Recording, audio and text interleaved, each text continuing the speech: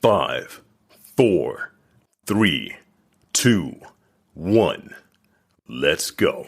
Diary of a Kidney Warrior podcast in partnership with Kidney Care UK, sharing faith, knowledge, hope, and love. Hi, and welcome to Diary of a Kidney Warrior. My name is Dee Moore, and I am a Stage 4 Kidney Warrior. This podcast is dedicated to encourage, educate, and inspire as we explore all aspects of kidney disease, related chronic illnesses, and health. If you have any questions or ideas for topics you would like me to cover, please get in contact with me on social media using the handle Diary of a Kidney Warrior. In today's episode, I'm bringing you a kidney warrior story. Now, there's always something you can learn from someone's story, something that can bring inspiration and hope. My guest today from London, England, is University Administrator Esra Celik. Esra joins me to share her story of being diagnosed with chronic kidney disease at the age of 25, suddenly going on to dialysis, later receiving a kidney transplant, and the lessons she has learned along her kidney warrior journey. Hi, and welcome to Diary of a Kidney Warrior podcast. How are you doing today, Esra? I'm good, thank you, Dee. How are you? I'm good. I'm excited and looking forward to our interview. As everyone knows, I love recording kidney warrior stories because, as I've said many times before, there's so much you can learn from someone's lived experience. And so, yes, I'm really looking forward to hearing your story. Thank you again for joining me and welcome to the podcast. Thanks for having me. Now, I'm going to kick off with my first question. And my first question is, how did your kidney warrior journey begin and how were you diagnosed? So I will set the scene. So it was back in December 2015. I was 25 at the time and I just started to feel quite unwell. And, around that time, it's quite common to get a cold. So I think I just had a sore throat. I lost my voice. I think my family were quite happy about that, to be honest. And, we were joking about it, about the fact that I couldn't really talk and I was coughing away. And I think I waited about 2 weeks because I was like, I'll get better. I just need to rest, stay hydrated and do all the usual stuff. But I wasn't getting any better. And I'm quite reluctant, I would say, as a person, like in the past, to go to see my GP. I'm always someone who thought I can just get better myself. I know what I need to do. And so eventually because things weren't getting better, I decided to go see the GP, get some guidance and just see what was going on. But when I went to see them, they just said, same old, really, you'll be fine. It's just a cold. It's that time of year. So just make sure you get your rest. You drink some tea with lemon. And that was it, really. And I thought, okay, well, that's the medical professional. I'll go home. I'll just rest, do what I need to do. And then things just started to get worse. I was very tired. I became very breathless, struggled sleeping, and then was vomiting quite a lot. So things really worsened quite quickly from that initial visit. So again, I went to see my GPs to see what was going on. I thought, I would get better after it being having been about 3 or 4 weeks. They checked my blood pressure, they listened to my symptoms, and my blood pressure was high, but they said, perhaps I was a bit anxious coming in. And again, it was pretty much the same. Just go home, you'll be fine. It might just be some sort of infection, but if you don't get better, do come and see us. And I think after that, I felt confused because I was like, what's going on? I've never felt this bad before. I think the main problem was definitely the breathlessness, and I just couldn't sleep. I had to really prop up my pillow at night and just try my best, but just not being able to sleep, I think definitely worsened how I was feeling. And I was just trying to get on with it. I was back at work, trying to do my long commute. And I think because I knew the doctors were saying it was just a cold, I was like, okay, I'll be fine. And I didn't have anything too severe that kind of prevented me from going into work. That's what I thought anyway. So I just kind of plodded along, hoping for the best and hoping that I would feel better. And it wasn't getting any better. And so eventually my parents, because I was living with them at the time, convinced me. And I was very reluctant to go to see the GP again. I was like, no, I'll be fine. And they were like, no, you need to go. And I remember walking to the GP clinic, which is quite close to where I was living at the time. It's probably about a 10-minute walk. And it took me about, I don't want to, I stopped on the way multiple times just because I couldn't catch my breath. I just couldn't do that walk. And it would probably took, my mum was with me at the time, over half an hour, just stopping and starting. And I went to see the GP and she just said, I looked awful. That was her words when she saw me. She was like, you don't look well at all. And then she did some blood tests there. And then she was like, let's run these blood tests. Let's see really what's going on. And she said, we'll call you later if we need you to come in for anything else. And I think that was like early afternoon, went home, tried to get some sleep, again, struggling lots. And then I think it was a call at around 7, I remember it quite well. And they were like, you need to go to A&E straight away. Your bloods need further investigating. And I was like, oh, what's going on? And I remember them saying stuff over the phone about this and that, and this level doesn't look good. But I don't think I was quite comprehending really what was being said to me at the time. I think I was just thinking, oh, this is serious. Okay, finally, hopefully I will get better. And then managed to get to A&E. There was a long wait. And then I had to have a repeat blood test there. And I remember the nurses kind of talking and they were saying, oh, this lady, like talking to me, this girl, she's got like a HB level. I think it was like 5.5. I didn't know what these things were. And I didn't know, because I'd never experienced anything like this before, what was a normal level. But I knew from their reaction that it was quite low. And while I was waiting in A&E, I got another call from my GP just to check that I'd gone to A&E. I think then I knew, okay, they're quite concerned because they were making sure that I'd actually gone to seek further kind of treatment. And then finally, I got admitted into the A&E ward, spoke to the doctors, kind of rehashing everything that had been going on since the last couple of months. And at this point, we're in January of 2016. And the doctors just weren't sure. I just remember them doing lots of calls to other doctors and doing bloods again. I had to have a blood transfusion, if not, I think it was 2 blood transfusions while I was waiting, just because of the way things were looking. And then they eventually told me that my kidneys had failed. And I think, well, at that stage, it was like the EGFR was like 2%. So again, to me, I was like, okay, that sounds bad. That sounds really bad. But I don't know. I didn't know what that was. And I didn't know if it was something sudden or if it had happened kind of over time. I just didn't know what was going on. And they didn't tell me then, but they told I think my parents, that they were thinking about like putting me in, like inducing me into a coma because of just the way that my body was. And just, I guess I was in just such a bad state. And kind of, yeah, so that's how I found out. And then pretty much, I think I stayed there overnight and was moved to another ward. And then from there, they were just trying to find a renal ward near me. And at the time I was in Harlow in Essex. And they were just trying to find a renal ward that could take me on. And clearly I needed to go and be seen and treated. But still, I wasn't quite aware of what the next steps would be. And then they found a space at Lister Hospital in Stevenage. So I was taken in an ambulance there. And then pretty much the next day from that, I was fitted with a line and started dialysis. So for me, it all happened pretty quickly. But in some ways, once I started the dialysis, I did feel better. Like the feeling of feeling nauseous, the breathlessness. I know at the time I was very much like overloaded with fluid. My blood pressure was very high. I think the doctor spent a lot of time just trying to get my body stable again. And the dialysis definitely helped. And my parents, they were coming to see me and, visibly I looked a lot better as well. And so for them, they thought, oh, that's great. We're going to go back home now. That's it. But I think it took a lot of time for them to process and for me to process that this wasn't just a one-off kind of visit to hospital. This was now the rest of my life with kidney failure and trying to manage that.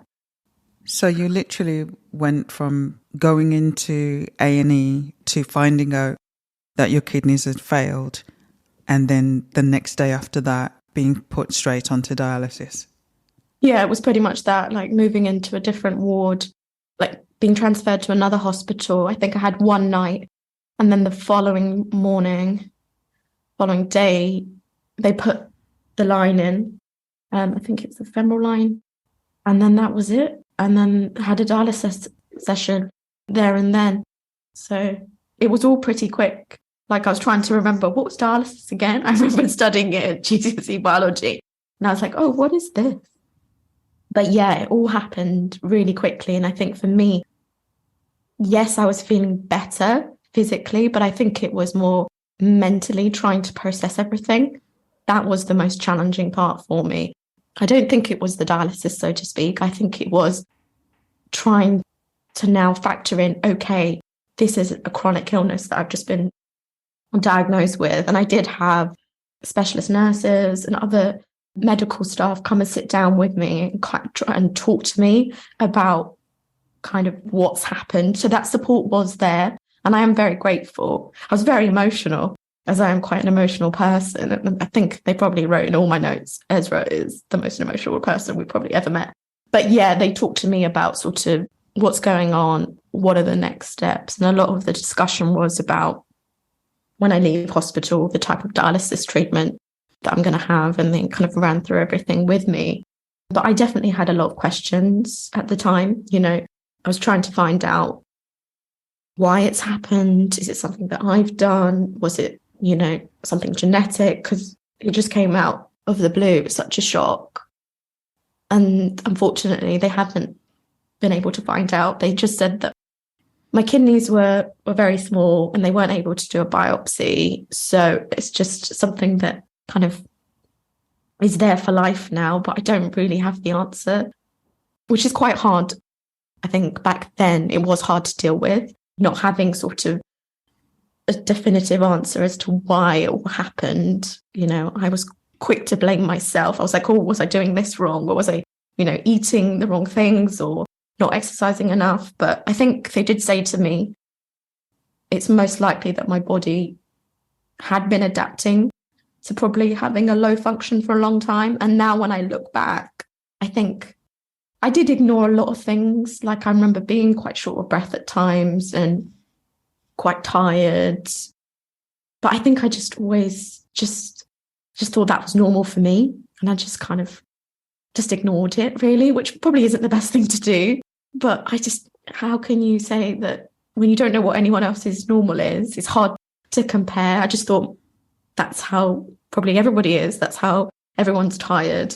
But now when I think back, it may have been, you know, the kidney function just slowly over time decreasing. And perhaps that December when I fell ill, it kind of just all packed up and it was like, yes, we've been going on for 25 years, but, you know, maybe this is another year too long. So kind of that was my story. I say in a nutshell, it wasn't quite a nutshell, but quite a lot happened in that sort of space of a month. And that things I won't forget. But yeah, dialysis was definitely a journey and one I wasn't expecting. Like going into my 26th year, I didn't think that I was going to be on dialysis. So yeah, definitely a big change. Telling friends, telling family. I think, yeah, it was a big shock.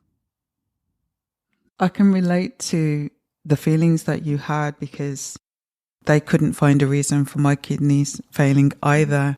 And I had a lot of tests where they were trying to work things out. And I really understand when you say, when you look back at symptoms and certain things become normal, it's normal to feel tired. It's normal for this. It's normal for that. And you don't realize that actually it's not normal for those things. And I say to people quite often that when you feel tired, you don't think your kidneys are in trouble. You think, oh, I'm maybe a bit run down or I'm coming down with the flu, which is what I thought, or whatever reason. You don't naturally think, oh, my kidneys are in trouble when you feel tired. And so it is easy to put things off or say, oh, I just need more sleep, or I've worked too hard, or I'll take a break, take some annual leave, or whatever you might be thinking at that time.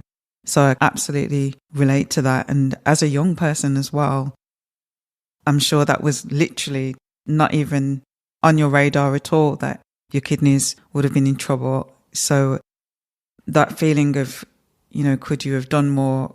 How would you know? Mm. I think sometimes we as patients, and I don't use that word often, I prefer to use kidney warrior, but as a kidney patient, as people living with kidney disease, quite often we're like, did I do this, or did I do that, or could I have done this, or could I have done that? But like you said, and in my case as well, it can just happen to anyone for whatever reason, and there's just nothing that you could have done to stop it. And it is coming to that point where you're like, okay, as you said, this is my life now and I have to do things differently. Yeah, so in terms of coming to terms with your diagnosis, how has that journey been? I think it's been a journey of acceptance. I think at first, it's maybe, I don't know. It's like, at first it's denial.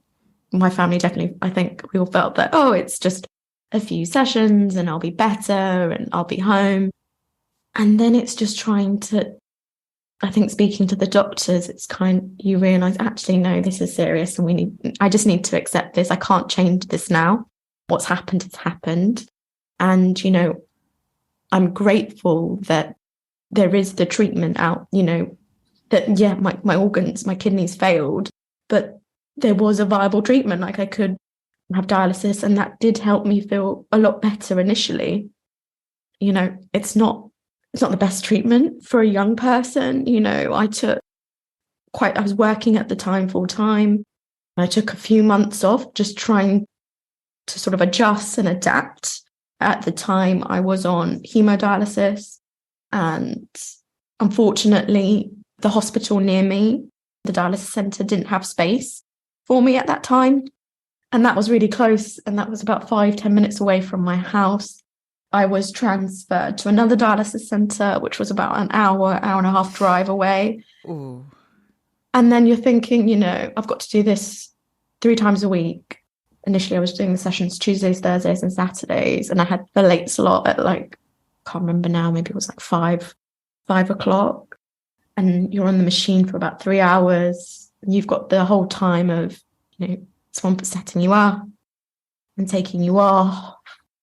And, you've got hospital transport, which again, I'm very grateful for, because I don't know how I would have made my journey otherwise.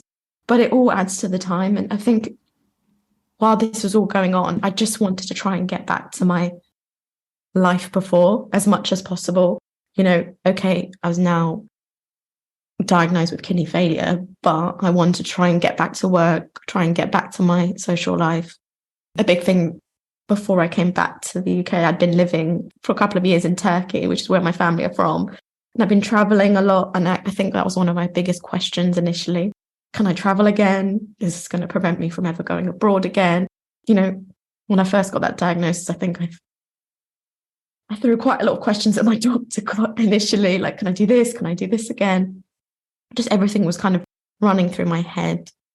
But yeah, I had to get used to that sort of new routine of going in to get the treatment 3 times a week, going to a different hospital, that kind of drive, coming back and not feeling so great after dialysis. I think, everyone feels differently, I would say. But for me, I think coming off, I did feel quite run down and tired. And the last thing I wanted to do, I just wanted to get home really and just sleep. And it just felt like a long day, being picked up a couple of hours in advance and being ready to be picked up as well. It just felt like my whole day was just getting ready for that session. And then before then, a lot of conversation had been had about me eventually going on to do peritoneal dialysis PD from home. And I think one of my doctors described it as sort of my kidney journey. And being a young person, obviously they were working up, and we did talk about getting a kidney transplant. But the reality is, I was going to be on dialysis, hopefully get a transplant. But the way things are, it's quite likely that I will be on, if I do get that transplant, that I would be on dialysis again in the future. So their recommendation, speaking to me about sort of my preferences, was going on PD first, and then maybe in the future looking at, HD. So I was being worked up. I had to get the surgery to fit the tubes in for PD and get everything ready and do the training, because you need to learn how to set up the machine yourself at home and just make sure that, in terms of like preventing infection, because it's quite common with PD, that you're doing everything that you can and being really careful with it. So I think that was something I was always looking forward to, in terms of, I just didn't like going into the dialysis centre 3 times a week. And I think that was just me. I just wanted to shut everything off. And when you go in, lots of people are there and, there's other patients, and it just seems really busy. And I just didn't want to be in that environment. I think I would just shut myself away with like Netflix or a book or something, which wasn't me being rude. I think it was just because I'd like to think I'm quite, I'm a sociable person normally, but in those times when I was at dialysis, it's just the last thing I wanted to think about was just having a conversation. I just wanted to kind of just be shut away and watch the clock kind of tick on the dialysis machine. So eventually, when I did start PD, it felt like I could get some freedom back. It's 8 hours on a machine every night, but it was from home. I didn't have to wait for hospital transport. I didn't have to, wait in the hospital, in the dialysis centre. I could do it the time I wanted to do it, set my machine up myself. And I've always been quite an independent person. I always like to take control, maybe too much control sometimes, of things in my life. And maybe the kidney failure taught me a lesson in that you can't always control every aspect of your life. Things just sometimes happen. But I felt like with PD, maybe I could take some control back for myself. I was able to get back to work. Again, it was difficult managing a full-time job with the PD. I had a long commute to work. It was about an hour and a half each way. And it was quite tiring, coming off the machine early in the morning and then having to do quite a long commute, which involved getting a bus and a train and the tube to West London.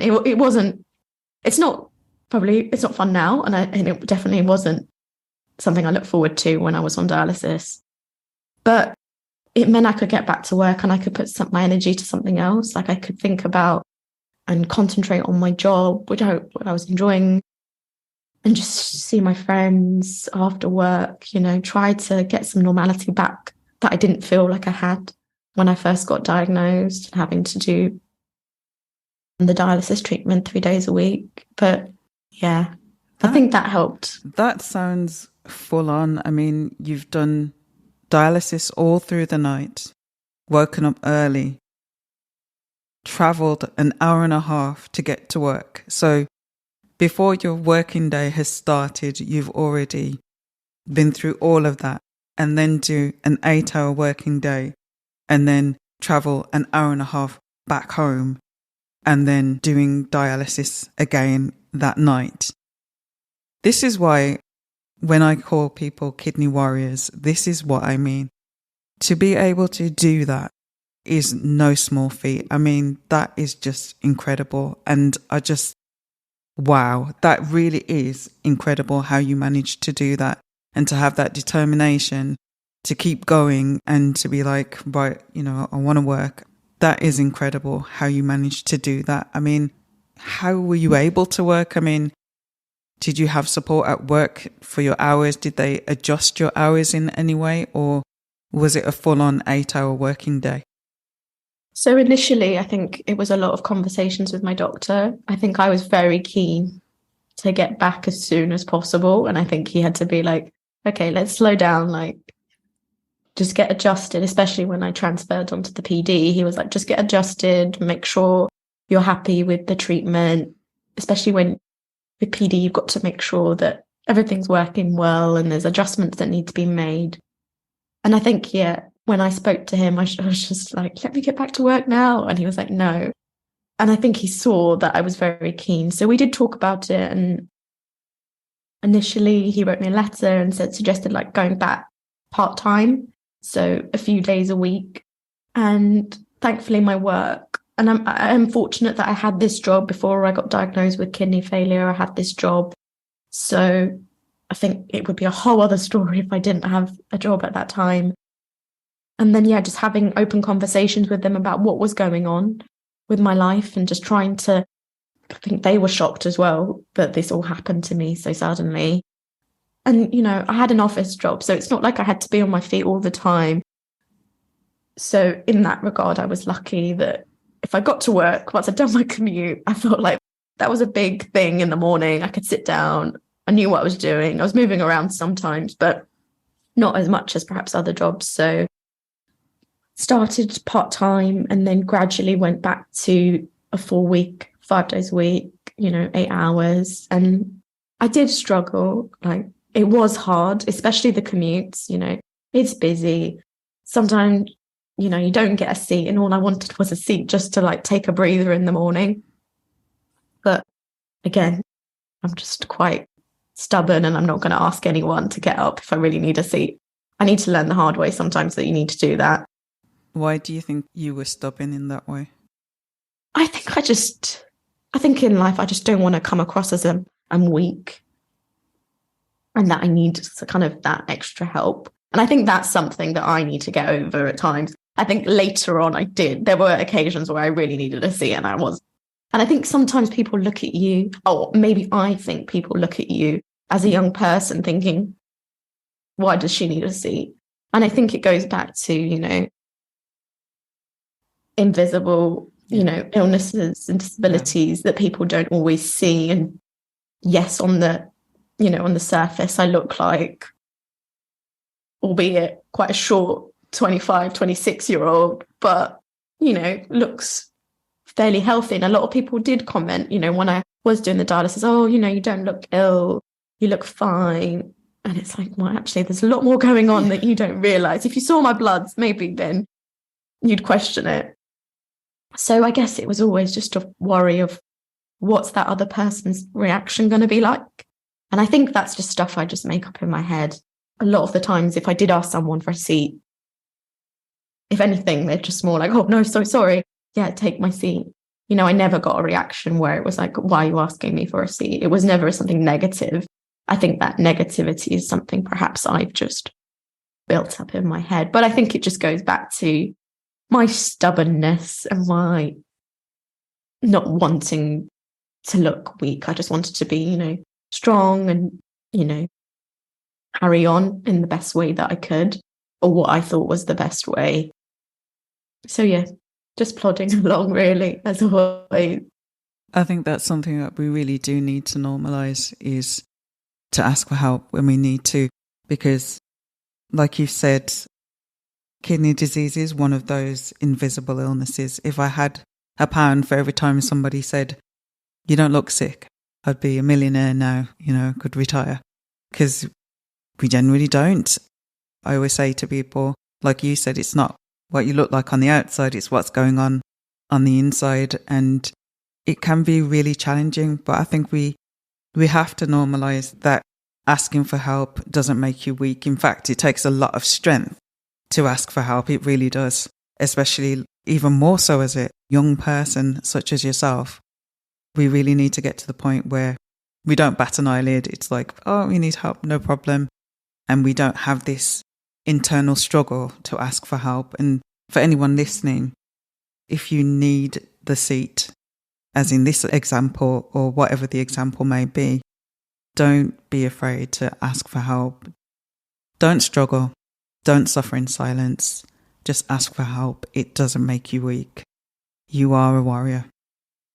No, that's so true. And I didn't mention this before, actually, but the day before I got diagnosed and sent to A&E, I did actually try to go to work. So I was probably not the wisest decision I've ever made. But again, I think it went back to the guidance that I've been given. I was just convinced I was going to get better. So I was like, yeah, I'm on my way to get better. Whatnot, I'll just carry on going to work. And I'll never forget, like, being on this, like, I don't know, if you know Victoria Station well, but there's stairwell to get up to the tube to go to the district line and the circle line. And I was just stopped on that stairwell, and it's like busy rush hour commute. And I just stopped. I physically couldn't get up any more stairs. And I remember actually there was a gentleman obviously trying to get to work as well, who stopped, helped me. I think he got some of the station staff to come and see what was going on because I was clearly holding up a lot of people. And yeah, they took me to the side, and blessing the guy waited as well. To this day, I don't know who he is, but he was very nice and gave me his water. And I think he gave me a cereal bar as well. So I also took his breakfast. And yeah, I think I was not very well at that stage. And they gave me an option. They said we could call you an ambulance, or you could try to get to work and carry on with your journey. But do, call out to station staff if you need anyone. And of course, the option I went for was I'll try to get to work. And it took me a long time. Like normally from Victoria, it takes me about 15 minutes to get to where I needed to go. And it took me, I don't even know how long it took, but it felt like ages. And I'm sure it was ages, like over an hour, probably just me trying to walk to my office. And I remember as soon as I got in, one of the managers was there, and she just said, "You don't look well. I think you need to go home." And I was like, "Oh, just made this entire journey. Don't send me home." But yeah, clearly I wasn't well, which is apparent from the fact from kind of what happened after that. So yeah, definitely ask for help. And I would say, with everything that's gone on, I'm very I wouldn't have been able to do it without my friends and family. They've very much been a big support.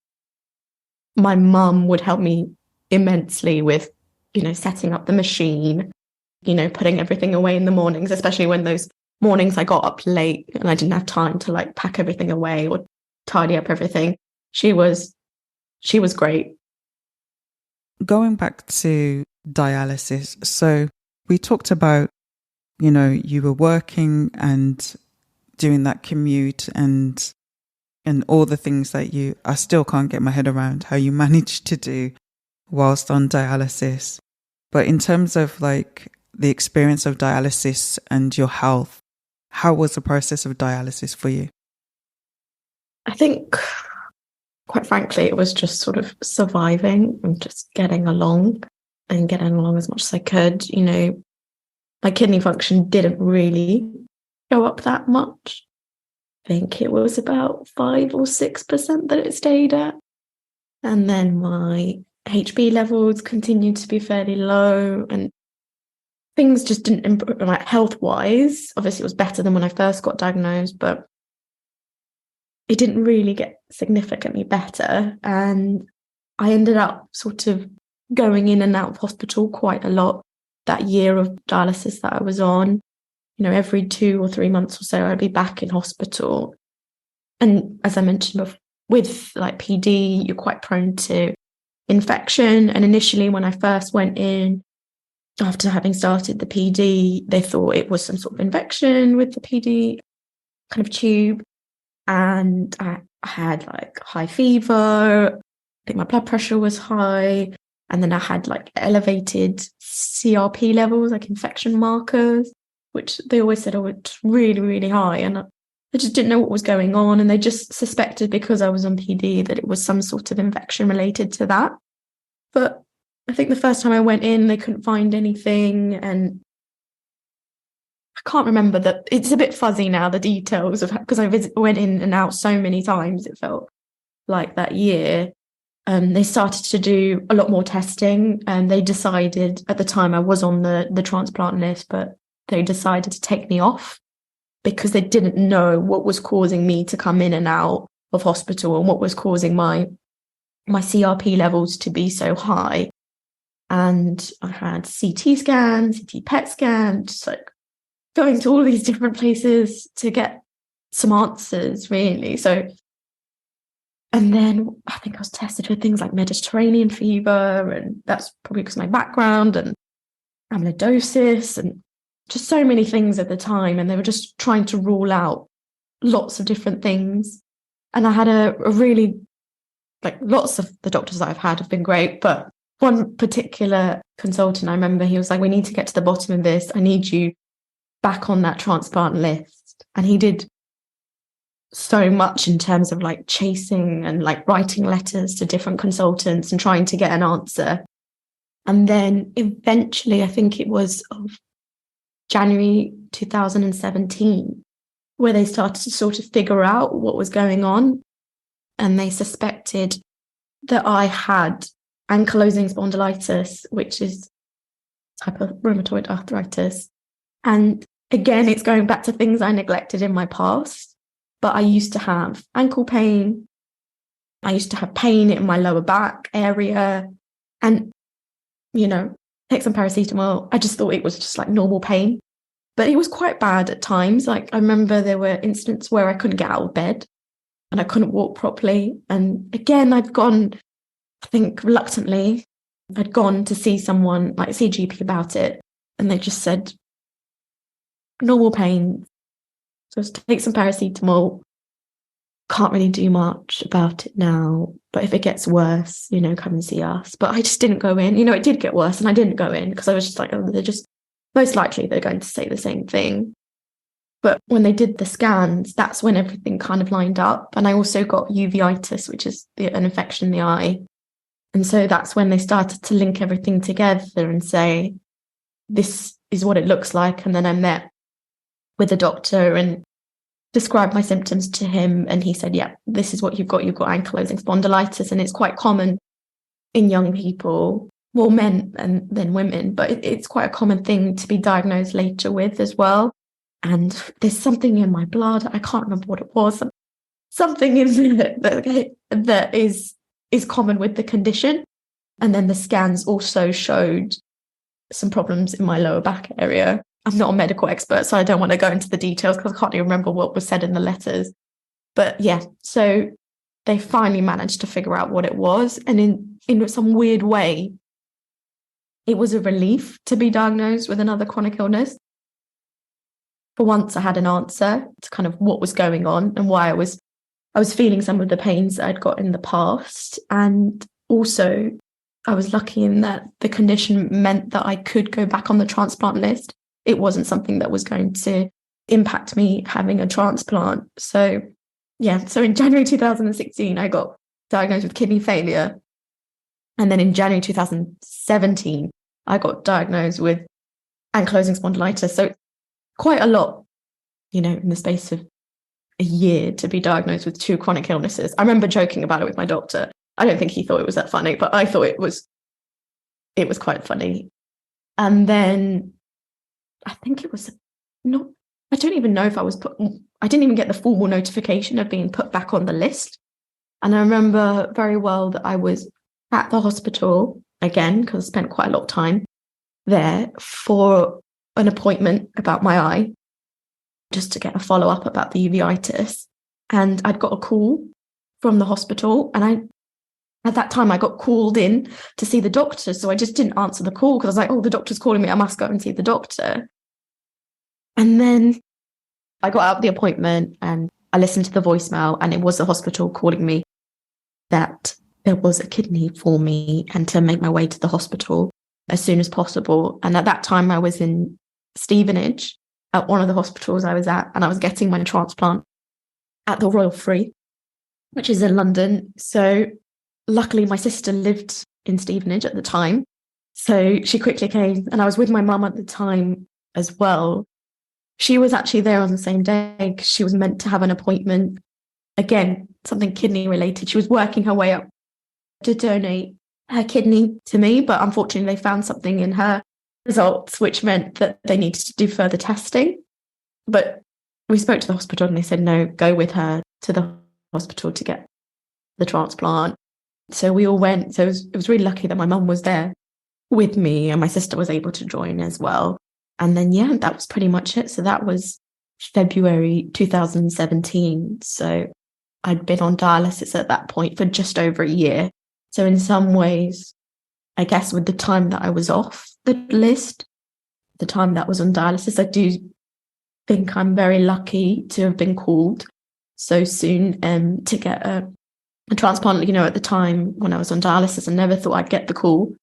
I think you just hear the statistics and you hear it's normally on average, they say about 3 years. I guess it depends on the individual as well and your circumstances and how that can affect the waiting time. But yeah, I was very surprised and shocked.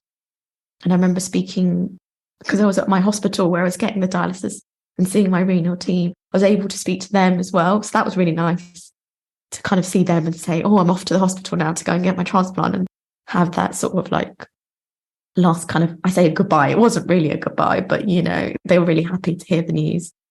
And yeah, so thankfully went to the hospital and got the news about the transplant. And it is hard to hear when you find out, the circumstances around why the kidney has become available. But I guess for me, trying to see the positive, think that someone's made that decision and that's what their choice and their family's choice of what they want to happen with the organ. So it was a long wait, I would say, kind of waiting the next day. My kidney actually came from Ireland.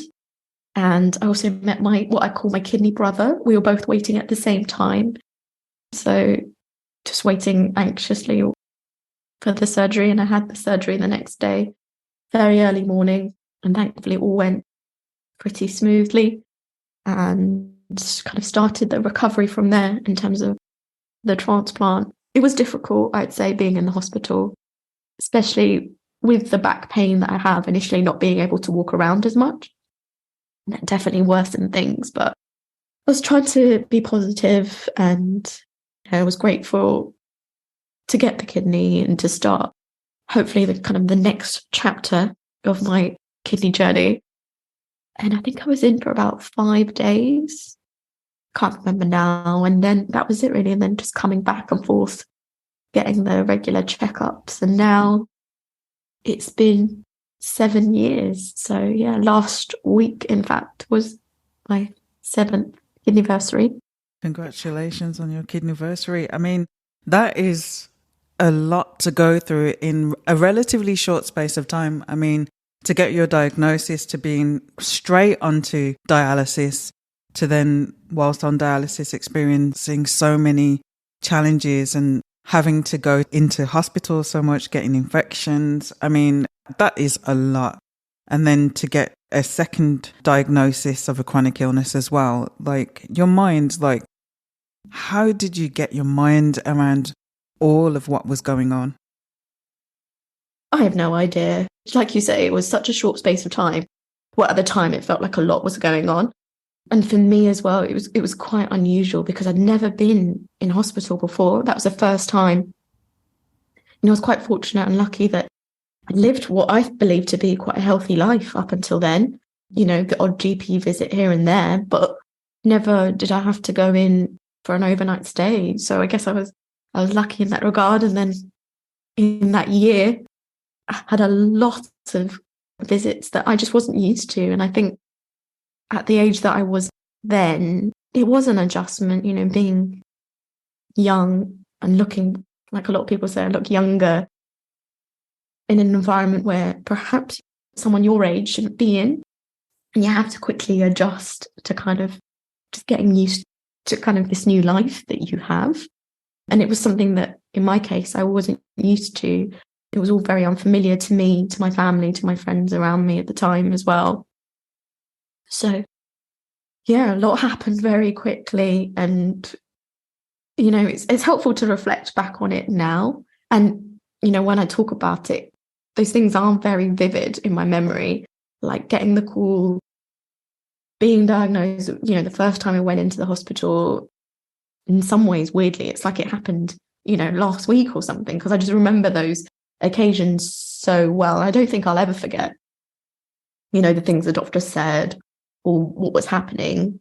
I don't remember all of the visits in and out and what happened, but definitely those key moments, getting the call, things like that, like those things I'll never forget. But I guess that's just a part of my life now. So, and there will be more parts, I'm sure, that's something that you just have to kind of prepare yourself for, which isn't always easy. Like sometimes you want to be thinking about the future and what's going on. But I think with my transplant, it's sort of just take every day as a positive and just keep going as much as I can. You know, I'm lucky that I've had 7 years of my transplant so far. So another year is, you know, another year I'll be very grateful for. So just hope that I can do as much as I can. So what difference has the transplant made to your life? I think when I look back now, it's just given me more freedom. You know, I don't have to be on a machine for 8 hours a day. I tried to make things work, and I think you do try to make it work as much as you can, you know, but still was, like I said, I was still able to work. I was still able to see my friends, but there was, in some ways, doing the dialysis, there was almost like a curfew. I had to be home at a certain point so that I could be set up and get those 8 hours in before I needed to get up the next day to get on with my, you know, daily commute and work life.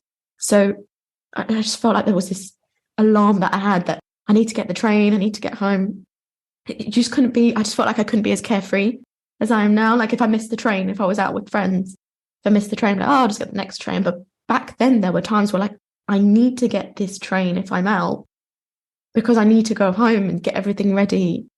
You know, that was the thinking that I had back then. So now with the transplant, you know, I don't have that. I don't have to go into hospital as much as I used to. You know, I'm managing the ankylosing spondylitis, managing my transplant. Yes, I have to take the medication, but I had to do that when I was on dialysis as well. So that's fine. I definitely think a big difference is the fluid restriction. You know, being on dialysis, at one point I was on 500 mils a day, which was challenging, really, really challenging at times, especially when you go out socially and you can see friends drinking or even just at a meal, you know, just things like water. You just want more water. And it's like, you know, no, got to stop here. Otherwise, I'll have to bear the consequences and later on with my blood pressure or swelling or whatnot. So yeah, just having to be more conscious of some things that you just wouldn't have thought of before. There was a point when I was on dialysis and I wanted to go abroad. And I think there's just so many extra hurdles that you've got to go through, especially when you've got a machine with lots of other bags and, you know, other contraptions that are needed to go along with it for your treatment. And, you know, it is possible. I'm not trying to say it's not possible, but it's just those extra things that you've got to think about. And when I was on dialysis, a friend of mine was going to get married in Turkey and asked me to be her bridesmaid at her wedding. So I really wanted to go to this wedding and I wanted to make every effort possible. And, you know, with good fortune, somehow I got the transplant before her wedding, and it was 6 months before her wedding that I got the transplant. So I was able to fly, thankfully, without needing the machine. And just when I look back to that wedding and that holiday, I was able to stay for her entire wedding. Whereas if I'd been on dialysis, I think I would have had to have left early and, you know, thought about all of that. So, you know, things are possible. There's just quite a few more restrictions, I think, when you're on dialysis that you just have to be careful with.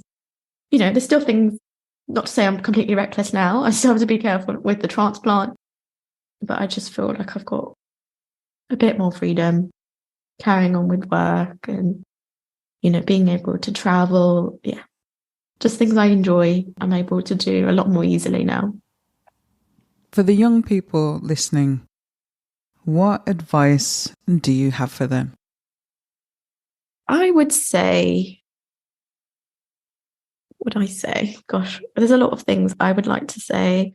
I guess for me, it's just take your time to try and adjust and adapt and be open, like we were saying before, to support from others. You know, I heavily relied on friends and family, you know, as much as it's the physical changes that are going on.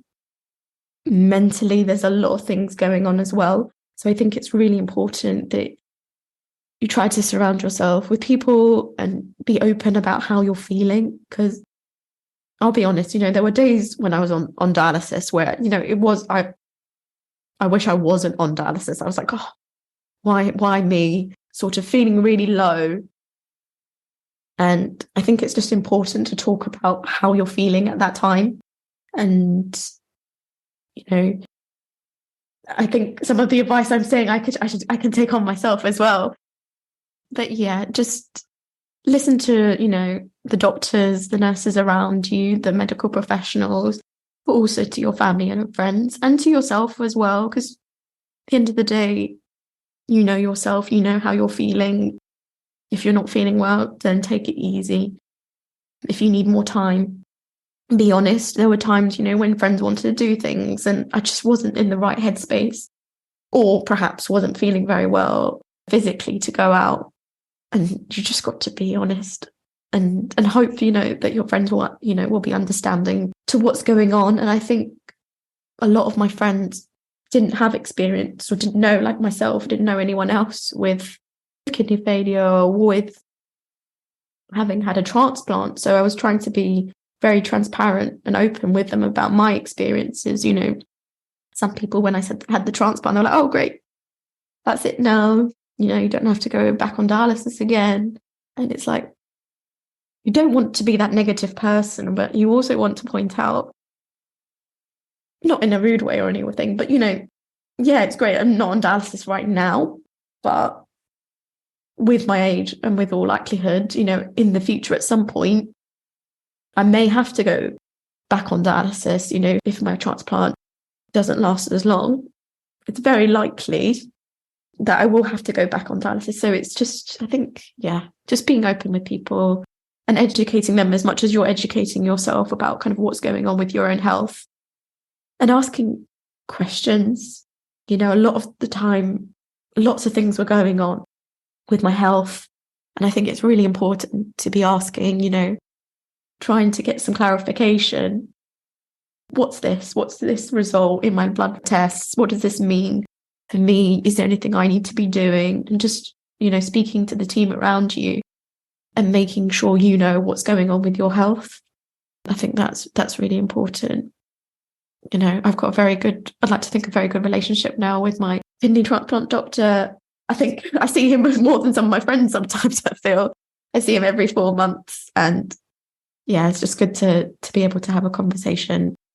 So I feel lucky in that I've got someone that I can talk to about my kidney health, and is very aware of kind of my background and the last 7 years of everything that's kind of happened with me. A lot of good advice there. Thank you so much. So recently we've done a series, Love, Relationships and CKD, on Diary of a Kidney Warrior podcast. And if you haven't yet caught it, please do check out episodes 79 and 80.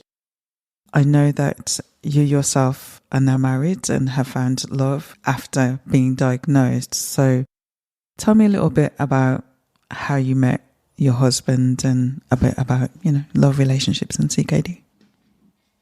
Yeah, so I guess ours is always a long and very different story. You know, when people ask, you know, how did you meet? There's a lot of personal information that perhaps needs to be shared, especially if you don't know the people as well. So like you said, Ruben, my husband, he also has CKD, but different to my story. And I won't share too much about his story because he will be on the podcast as well, and I'll let him talk about himself. But he was diagnosed much younger in life from birth as a baby. So he's had to kind of go through this for a long period of time. And for him, he's always said he doesn't know anything different. So we actually met at the Young Adult Weekend, which is a weekend away sponsored by Kidney Care. And I think when I first found out about the weekend, I didn't know anyone really. Like when I got diagnosed, didn't know anyone. You know, a lot of people in the hospital. I didn't really meet other young people. My hospital did try to do sort of a young adult clinic where young adults would come to see the doctor, but none of us really spoke to each other. It wasn't nothing for the hospital's fault. It's probably our fault. We just all kind of went in, did our clinic and then left. But yeah, so the hospital told me about this weekend away and I was reluctant at first to go away. It was a weekend, I think it was in September, and it was back in 2017, I believe, the weekend away, and it was in the Peak District, and it was, you know, you got to stay with lots of other young people. There's lots of activities organised. You know, part of me was like, oh, maybe I should go. it's good to branch out and meet people, people who have probably been through similar things to myself. And eventually I did go, and I remember waiting at the dialysis centre where we had to meet all the people from London and get the bus up there. And Ruben was there with a friend. And I think I was early because I'm always early to things, and introduced myself. And I was so formal. He'll always joke about it now. I was so formal. I was like, hello, my name's Esra. How are you? And they just kind of carried on with their conversation because they just had dialysis at the time. And we said a few things, and then they just carried on. And I was like, oh gosh, what's this weekend going to be like? But yeah, we got to know each other at the weekend. Ruben also was there for the first time, and like myself, was a bit reluctant about going. We both weren't sure about whether it was right for us or not. And so, yeah, we just got talking. And I think the big thing about us is, we were both from London, both had kidney issues, but we had a lot of commonalities apart from that. Yes, that's something that brought us together, but soon we got along. We found that we had similar interests. So that's kind of where it all started. Soon we started dating, and I think I was at an age where, I knew it was going to be something serious, and I knew I found a good one. I put it very, there's a lot of things, a lot of qualities to Ruben, and I won't talk about all of them right now. We don't have enough time. But yeah, very soon we talked about marriage. We also very early on talked about things like adoption, given our health. And, I think that was really important because we've both got these medical histories, so to speak, being transparent about things like adoption, because that's something that we might want to consider later down the line. If we can't get pregnant, maybe that's something we both wanted to be open about. If, we're both happy to adopt, if that's something that we need to do. So yeah, and then it was last year we got married in April, so it'll be a year. We'll have our 1-year anniversary in April of this year. And I think while we were sort of planning for the wedding, a big part of it was we wanted to raise money for kidney care as well. So we didn't want to receive gifts. We set up a donation page just to do our bit to thank, kidney care, just our little bit, for giving us the opportunity to meet. Otherwise, I don't know if we would have met. We're at different hospitals. Yes, we're in London, but big city. So I think that was something that we both really wanted to do. That's really sweet. So Kidney Care UK young adult group, that's where you met. And so instead of having gifts, you did a fundraiser for Kidney Care UK. That's really sweet. That really is. Yeah, that's something that we both wanted to do. And we were, we've got great friends and family around us. And, hopefully that money may go towards, another young adult weekend, and who knows, more couples in the future. I don't know. But, we're in a very, very good place. We're both very happy. I think for me, getting diagnosed with kidney failure was probably one of the most difficult things I've had to sort of come to terms with and deal with in my life. I was quite fortunate that life was going pretty smoothly up until then. So it was a big shock. But meeting Ruben, in the strange circumstances and the difficult circumstances both come to, for me, he's the best thing that's ever happened to me. So in a weird way, sometimes I know it's cheesy, but things happen for a reason. Not to say I would want anyone to get kidney failure and meet their prospective partner. But for me, I guess it was just meant to be. And I think for us, we both, as I said before, we have different experiences, but we have things that we understand. When we first met, Ruben was on dialysis, and I could, to some extent, understand how he was feeling after each session. Again, everyone feels slightly different, or may feel slightly different, but it came from a place, I think, for how he was feeling. Like, I understand, if he's run down, if he doesn't want to meet up, there's that common ground. He's had a transplant now as well, and we're on the same tablets. So we both have the same kind of routines. It does make things easier. I think the key thing is, for me, the kidney health doesn't define my life. It's an aspect and it's a big part of my life, something that I can't just neglect and forget about. And I think it's very much the same for Ruben, in that for him, you know, it's been with him all of his life. And for us as a couple now, again, it's an aspect, but it's not something that we kind of lead our lives with and our future with. I don't think it defines us, but it's definitely shaped me as a person. I'd like to feel that I'm stronger now, having gone through all those challenges. But yeah, and there's still more challenges, I'm sure, along the road, but I've got Ruben as well to kind of help me through those, and my family and friends who will be there too. So I've kind of gone through it once. So I'm hoping, if, you know, dialysis is in the future, know now what to sort of expect if I need to get to it. But for now, very much focusing on married life, being happy and trying to make the most of our good health, and taking advantage of, you know, trips or whatnot, and being together before we think about the next steps. So yeah. It really warms to my heart to hear your story of how you found Ruben and that you're happy and you're making plans for the future. And it really goes to show that even out of the hardest, most difficult circumstance, something so beautiful can come from that. And so I really have this huge, well, you can see I've got this huge smile on my face because I'm really happy for you guys. And so from this then, I will leave the final word to you. So what final piece of advice and encouragement do you have for the listeners? I think for me, and through everything that I've been through, my advice would be to try and find and focus on the positives, and try to be grateful and thankful of what you have around you. You know, when I look back, it was a difficult time and I definitely had some lows and challenges. But when I think about it now, I'm so grateful and thankful for my family, my friends, you know, for the NHS. And I think that was hard back then to reflect on. But sometimes maybe that is what you need to do, just take time and reflect on those challenges that we've been through. You know, I can't change anything. And sometimes in life, you can't change things that happen to you. But trying to find that little bit of positivity. For me, going through everything, it's made me stronger as a person. I've met Ruben. I think it's brought my family together as well.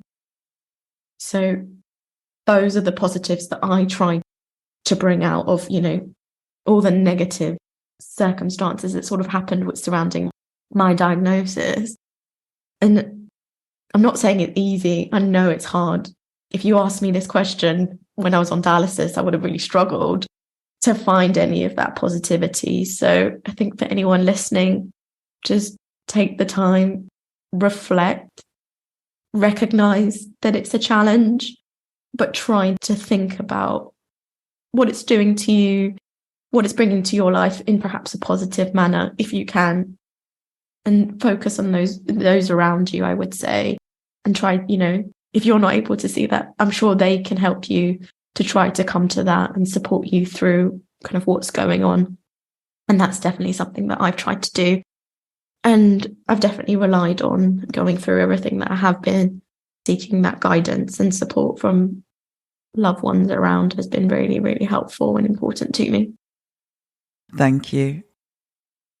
Thank you so much for joining me. Thank you so much for being so honest and so open, for sharing things that have been very difficult to share, but you've been extremely brave. And just honestly, from my heart, I just really want to thank you so much for joining me. I know, I mean, we said this at the beginning, and after spending this time with you, I know that you sharing your story will help so many people.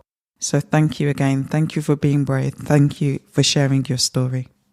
Thank you so much for having me, Dee. And I hope, you know, through the experiences that I've had, perhaps someone else out there might have gone through, you know, similar things and can realize, you know, that we're not alone in all of this. And hopefully, like I said, try to to find the positives in everything that we go through. Thank you for listening to Diary of a Kidney Warrior podcast. And don't forget that you can contact me on social media using the handle Diary of a Kidney Warrior. Please do subscribe to the podcast and please do tell a friend. New episodes of this podcast are released every other Monday. Until next time, take care and choose to live. Diary of a Kidney Warrior, sharing faith, knowledge, hope, and love.